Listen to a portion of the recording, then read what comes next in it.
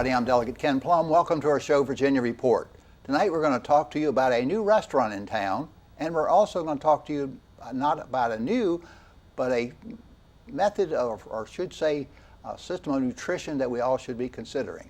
With me as my guest tonight is Gwen Whitaker. Gwen, welcome. Thank you, Ken. New restaurant in town is VAGreenFare. VAGreenFare. We're happy to be here. Thank you. Well, VAGreenFare is in for folks who are wanting to stop by, and we hope folks will want to stop by. As you leave Reston on Barron Cameron, just as it enters the town of Herndon, that would be Eldon then Street, Yes. What we call usually the Kmart shopping center, you're kind of diagonal from Kmart, back in the corner, correct? We're in the Kmart shopping center, and we're to the far right of the Mom's Organic Market, which has created a lot of great synergy for the restaurant. Sure. And you're unique in that everybody else has a red sign, but appropriately you have a green We're sign. the green sign. You're the green sign. Now, what is it that makes VAGreenFare special, unique, different, and why do we call it green? Sure. We're different in a couple of pretty dramatic ways. One is we're one of the very few restaurants in the Northern Virginia area that's actually going through the organic certification. So all of our produce is not only organic, certified organic, but we're actually doing the farm to table concept. So we're working with Tuscarora and Lancaster farms to bring in produce that's fresh from local farms. So many restaurants bring bagged vegetables in that are pre-chopped. All of our vegetables come in whole and they're chopped in the restaurant, and so the taste is noticeably different. Sure. We're also using something called whole plant food, which is different. So it's basically a vegan restaurant, so there are no animal products in the restaurant, and it's really designed for optimal human health. I had watched a film that featured T. Colin Campbell 3 years ago called Forks Over Knives. It's the most widely viewed documentary on Netflix. And it basically documented Colin Campbell's work on a book that he ended up publishing called The China Study, and his work around nutrition and cancer. And Dr. Esselstyn, who also was treating heart patients and discovered the tremendous impact that change in diet could have on actually regenerating arterial walls, especially after people had heart disease. And so after losing a partner 6 years ago and watching this film, it provided tremendous hope and optimism to me that people aren't destined by age or bad genes to have a life of pain and pills, but they can change their diet and actually reclaim their health. And so we've progressed to opening a restaurant for the public. Yes. I worked with Colin Campbell and his son Nelson in March this year, and I had recruited 45 people that were willing to go through this grand experiment where they changed their diet for 10 days. We did blood testing before and after a 10-day period, and we gave them whole plant food that was prepared oil-free with no added salt. And across the board, people's cholesterol dropped about 20%. In 10 days? In 10 days. Oh my it's gosh. very dramatic. Very dramatic. Very dramatic. And they lost weight, and people ended up going off medication, which is really the goal of having a healthy diet, is not to be on medication for life. I've spent 3 years sort of researching this topic, and some of the statistics are sort of staggering in the U.S. today, that 75% of people are overweight or obese, 20% of Americans are on 5 or more medications. And so the path that we're on as a society is not sustainable. We're beholden to cheap, bad food and pharmaceuticals to make up for that. Yeah. And so we're trying to create a change in attitude and create discussion and education around food. And if we can prepare fantastic, delicious food that keeps people coming back, then we believe that people will see that there's a better way. Well, Gwen, you didn't start off as a nutritionist or a restaurateur. You are a Virginia Tech graduate. Virginia Tech, go Hokies. Okay, I got a degree in electrical engineering from Tech and worked in actually in the high performance computing area in the intelligence community for about 30 plus years. I had a company that supported, after 9/11, that supported the community to make the world safer for 10 years, and then I sold that 3 years ago and was interested in what I was going to do next that would provide meaning to my life. And so this is has been probably the most satisfying thing that I've ever found. Well, Gwen, make sure that I'm up to date now on the terms. When we talk about vegan as opposed to a vegetarian versus obviously someone who eats meat and so on, define those differences. Sure. It's so sort of on the scale of health, there's what we call the standard American diet, the SAD diet, and then there's the Mediterranean diet, which is better. That takes out a lot of processed food. And then vegetarian diet usually takes out animal products with the exception of dairy and eggs. Vegans usually use no animal products, and a lot of people are vegans because of ethical reasons. That's primarily the way that term came about. And when I spoke with T. Colin Campbell about being a vegan for 3 years, which I have been, he informed me that the new future is really around what they call whole plant food. Okay. And that's basically where you take processed foods out of your diet.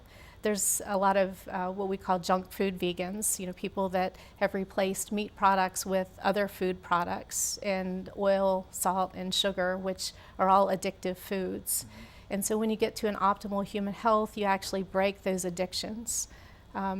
We have a program right now that's called a Kickstart program. It's modeled after a program that's found on the Physicians Committee for Responsible Medicine's website. Dr. Neil Barnard promotes this on his website of Responsible Medicine.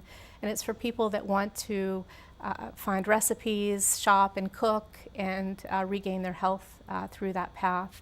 In the restaurant, we're offering this 21-day program where people can sign up and do blood testing before and after and actually overcome the addiction of food through this 21-day program where we provide the meals, we do cooking classes, coaching, and then a shopping trip to help people understand how to navigate the grocery stores. Yeah.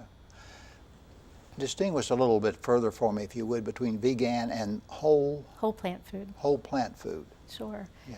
So vegan is where Oreos are vegan, for example. Oreos have no animal products in them.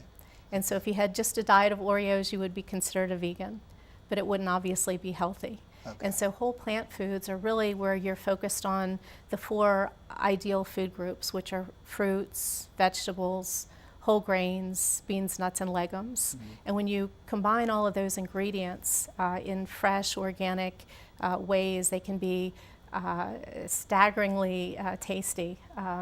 We have just brought a new chef on board who has gone through culinary school, and he's cooked in the traditional style and is very excited now to discover that the opportunity, I think, to create interesting things with just those ingredients, flavoring with herbs and spices, is a real challenge to his skill set. It's almost like the Apollo 13 movie where they dumped all the parts on the table and told people you have 5 hours to make this happen, and people assembled things. And so that's the manner of creative chefs in the show Chopped. I haven't seen that, but in the show Chopped, where they create new things. So we basically are just not telling people that they have to do things with these things, but we're taking things out. We're taking out salt, sugar, fat, and we're taking out animal products. And those are the things really that provide this optimal health. It allows people to age gracefully without pain and medication. Now, I thought you had to have sugar and salt to enhance the flavor. Well, how do you enhance the flavor without those? So it's interesting. Salt, sugar, and fat do change the flavor, and people actually do get addicted to it, and it sets sort of thresholds. It turns out when you go for 21 days without those things, your taste buds actually recalibrate, and you get attracted to things like apples and carrots instead of cookies and potato chips. Okay. So it's been interesting to watch as people go through that transformation, and instead of desiring one food that they had always craved, they start craving things that are actually good for their health. Now, I think I know the answer to this, but talk a little bit about how it is that when you list the several stages of diet, you're talking sometime about federal approved, Federal Drug Administration, or whoever does the The that, Food Nutrition Board. Yeah, does the that seems to have some official announcement to it, but then this is still a different diet. There's interesting discussion in Michael Pollan's book, In Defense of Food, where he talks about George McGovern in the 80s when they were looking to redo the traditional food pyramid.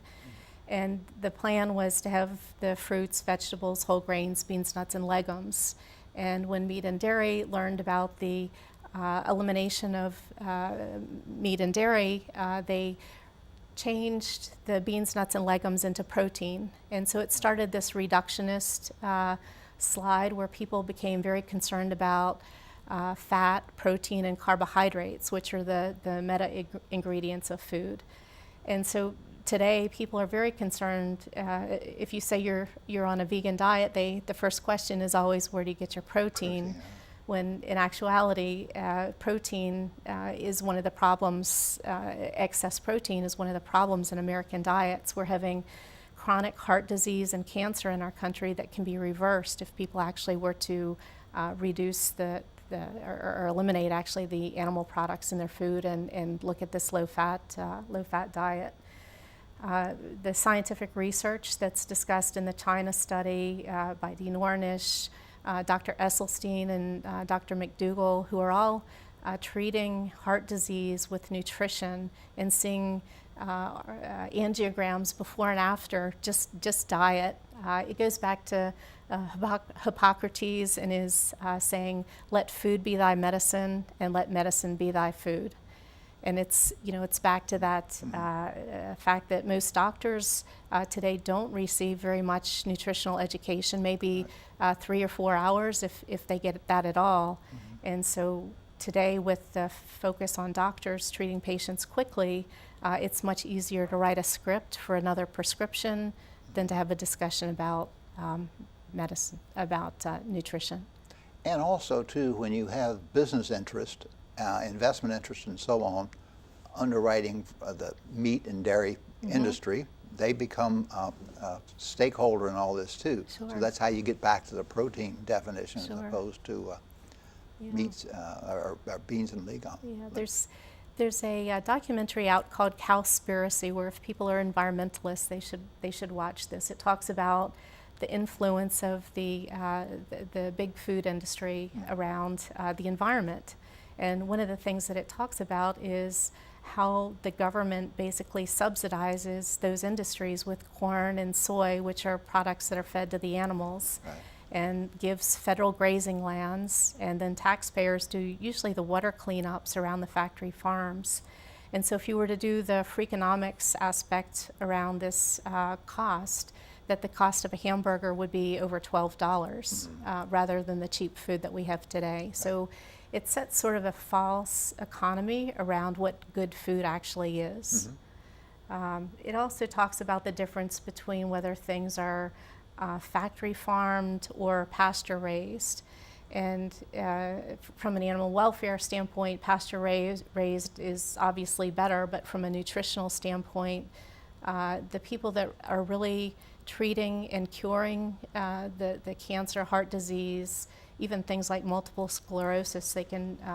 Dr. McDougall has shown how to stop progression of that, and they do that basically with a low-fat, plant-based diet. Well, tell us about the restaurant. Now, you're open for lunch and dinner. We're open 11 to 9 daily. 11 to 9 daily. 11 to 9 daily. That's a big hunk of the day. I've been spending a lot of time there lately. It's we're having Thanksgiving dinner there, two seatings, and we're trying to make it. I call it a salon cafe because we don't want to just be a restaurant. We're trying to be a place where we have education and discussion. So we're doing cooking classes. Sure. We have book signings. Neil Barnard's going to be there on December 1st, and Dr. Michael Greger, who does nutritionfacts.org, he's got a new book out called How Not to Die. He's going to be there on December 10th.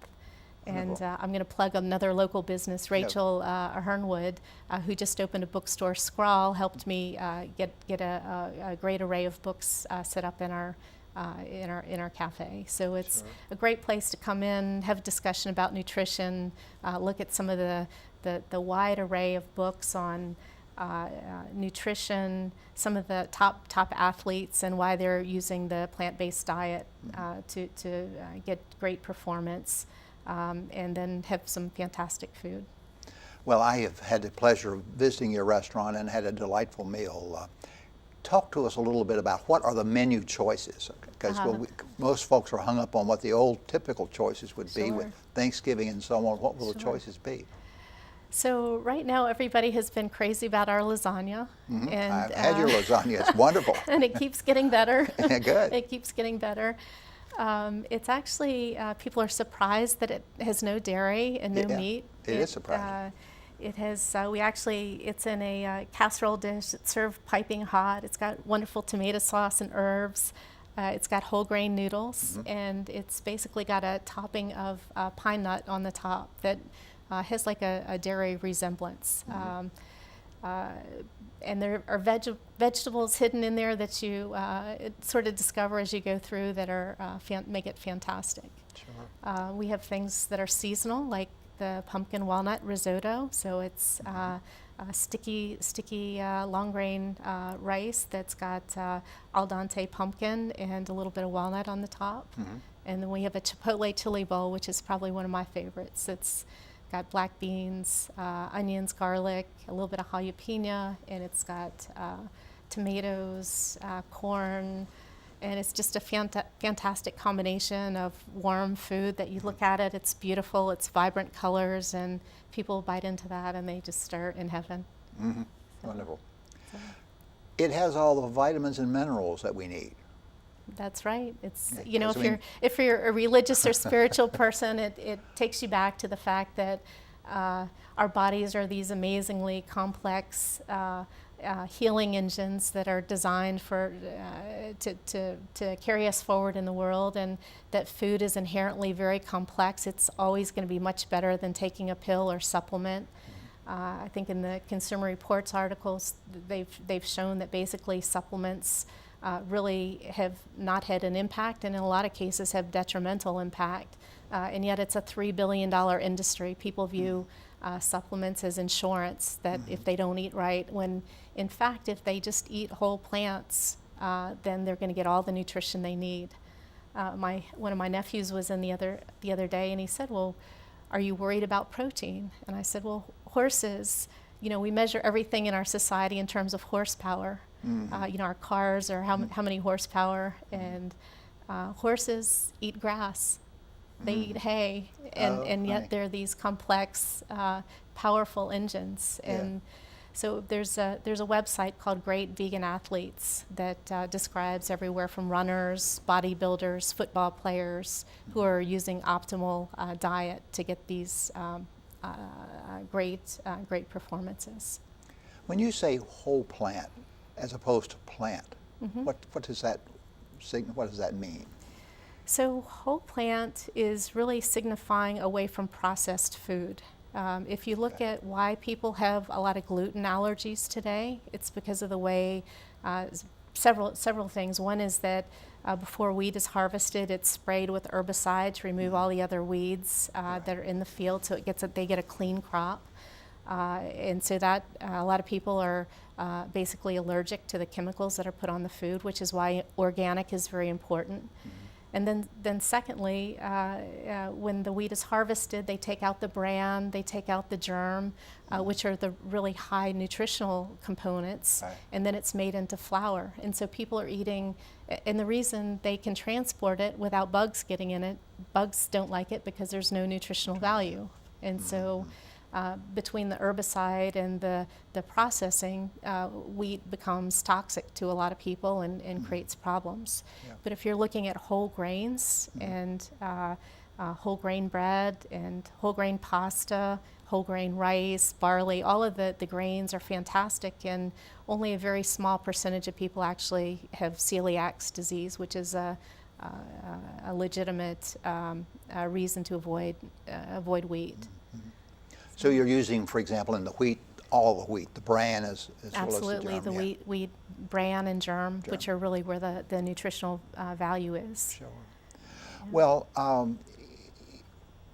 tell us where you think this movement is going. I mean, what you're happening at your restaurant is not exclusive. It's happening more and more across the country. Yeah, I think it's really a big area right now from the standpoint of it's sort of the epitome of human health, the environmental impact of basically a plant-based diet, which is 1/20th of the footprint of somebody that is on a animal diet. And then the animal welfare. I think as more people watch how animals are treated in the factory farming, they just want no part of that and are really reviled by it. So no matter what you like, I think when you realize that for optimal health, it's really plant-based for humans. There's an hour-long presentation on physiology about people and what they're designed to do. You know, we have teeth designed to chew plants. We have eyes designed for color to see whether produce is ripe. You know, our noses are nowhere near as astute as a dog. You know, can sniff out a drop of blood in a swimming pool. You know, we have fingernails instead of claws. We don't really run fast, but we wander around and pick. So there's a lot of information, I think, on the physiology of humans and what our optimal diet was intended to be.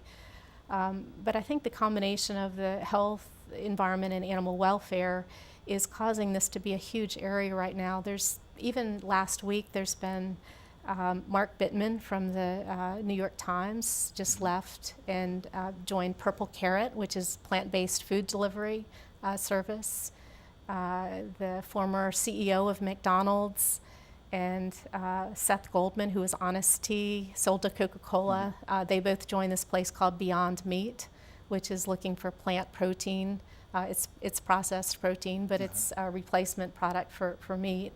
And so I think the industry, when you see a lot of similar parallels to big tobacco in the 60s and 70s, where they sort of knew that the research was showing where things were going, and they tried to suppress things. They tried to create a lot of confusion in the market with consumers. Right. But at the end of the day, when you look at doctors actually healing and treating patients with nutrition, and the effects are significantly better in a lot of cases than medication. By no means we're not talking about not taking your medicine. It's always working with a doctor, and but the doctors that are treating with nutrition are just having these staggering results. We have people that come in the restaurant and say, we're McDougalers. You know, we've been through we had bypass surgery, and today we're on this diet, and it's changed our life.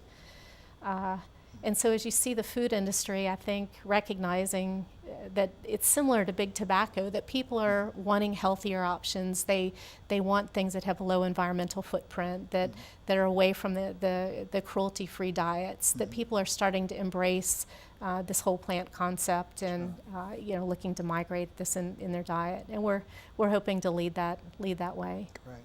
Well, part of the key to this, of course, is the availability of organic plant foods. And you were mentioning that you deal with certified suppliers, and that certification, how does it come about? Sure, it's actually sort of interesting. It's very ironic that if you have safe food, you have to certify it. When you would think if you have toxic food, you would have to put a label on it. Right. But in our society in the U.S. right now, that's not true. And so the organic certification, we're actually paying to go through as a restaurant, that certification, so we can put the USDA logo on the front. And while it's not perfect, it's the best thing that we have right now. So it does mandate that all of our suppliers have adherence to the guidelines set up by USDA for this certification. And it's comprehensive from a restaurant standpoint, where it's not just the food, but it's the cleaning products and the pest control services. Okay. So it's the holistic aspect around certifying that you're providing a safe place for people to eat. So in this instance, the certification also goes back to the supplier as well, right? Yeah. And includes not only the food, but also the cleanliness aspect. I think that's really quite exciting. Sure. Yeah. It's great for us as a restaurant because we, in restaurants where they serve animals, they have different cutting boards, Right. for fish, for chicken, for cows, and in ours we have one cutting board for plants, Yeah, and right, so right. there's no concern about cross-contamination of, I think chicken, if you watch the Frontline special some years ago, they talked about if you fix chicken in your kitchen, that it's going to be there for up to 3 weeks. The bacteria that are zoonitis, where it Yeah. can actually move from one object to another sort of spontaneously. It's kind of terrifying if you're concerned about cleanliness in a kitchen. Gwen, we only have a moment left. Sure. And in that, we need to say to people again, it's GreenFare, VAGreenFare. and it's in the Kmart Shopping Center just Yeah. off Eldon Street as you enter the town of Herndon. And it has a nice green sign that you can recognize back there to the right of Mom's Organic Food. Open from 11 till 9 o'clock at night. 11 till 9 o'clock at night. And one can expect to find organically certified foods Yes, and a whole food diet. absolutely. Thank you for contributing to our community by opening a restaurant like this. And also, we recommend that people go to your website and see the activities that you have coming up, as you have Sure. speakers on the subject come up as well. Sure, absolutely. We're greenfare.com, GREENFARE.com. And we also have a Facebook page, Okay. and we have a newsletter that sends out all the events and things that can be found on our website. Thank you for being with us tonight. Thank you, Ken. And thank you for joining us, ladies and gentlemen. We'll see you next week at the same time. Good night.